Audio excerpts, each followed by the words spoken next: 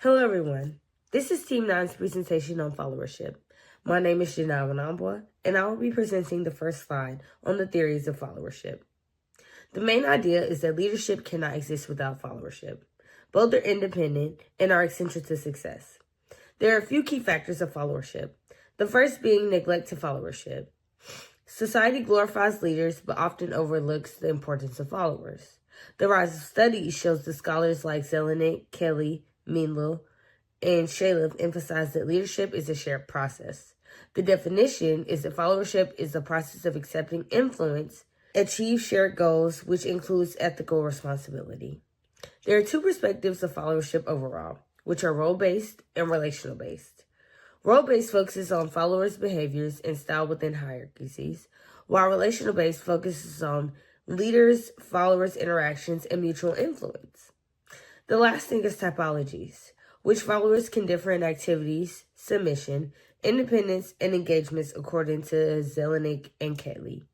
Effective followership is active, ethical, and collaborative, and strong followers help to create strong leaders. Thank you. And now introducing my teammate, Miss Brenda.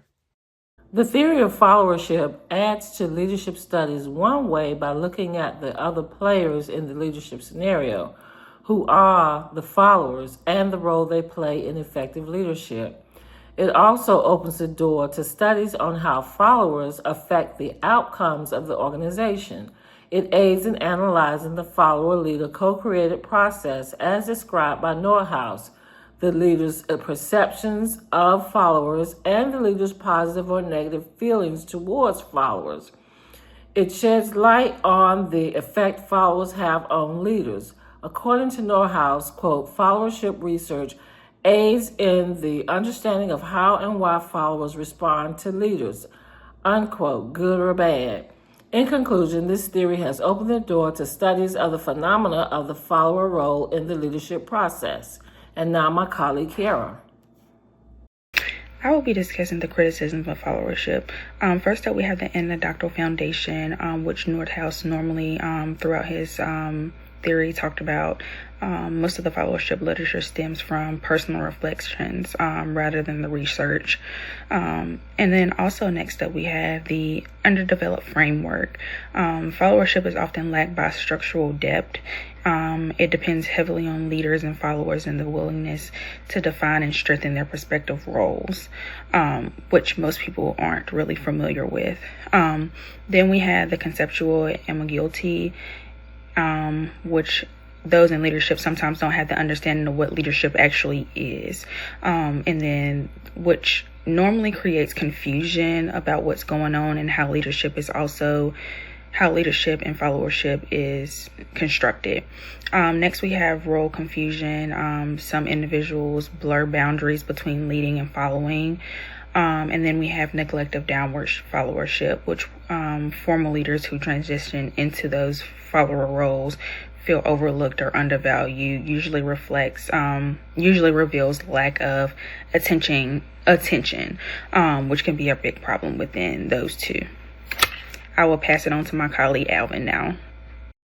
Though first published in 1997, Nordhaus's work continues to reshape how we see leadership, not as a solo act, but as a shared process between leaders and followers. Recent studies build on this foundation. In 2023, Bartardos and colleagues revealed conceptual gaps in leadership, showing that followership is deeply context-dependent. In 2024, you and his team found that strong alignment between leaders and followers boosts performance. Rashid's 2024 research showed how supportive followers enhance leaders' empathy, while Yelchenyiget's 2025 study identified proactive followership as a powerful source of innovation.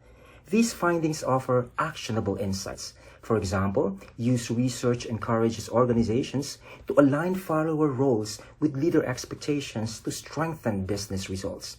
Together, these studies affirm that leadership is not a hierarchy, but a partnership. Chad will now explain why followership matters more than ever. The followership theory is vital in today's leadership. First off, for change management. Any leader that's trying to implement change within their organization can benefit from understanding where their subordinates are in their followership. This allows the leader to be more situational and thereby building trust and open communication within the relationship. Also, servant leadership. Concentrating on what your followers' needs are allows for active and engaging relationship between the leader and the follower, and opens and also builds trust within the relationship. The last part is leading by example. All leaders really need to lead by example on how to follow, so their subordinates really understand how to show up in their roles each and every day. Seeing that the leader also follows and is allowed to openly communicate with their leader as well as taking direction really will show how the relationship should be moving forward.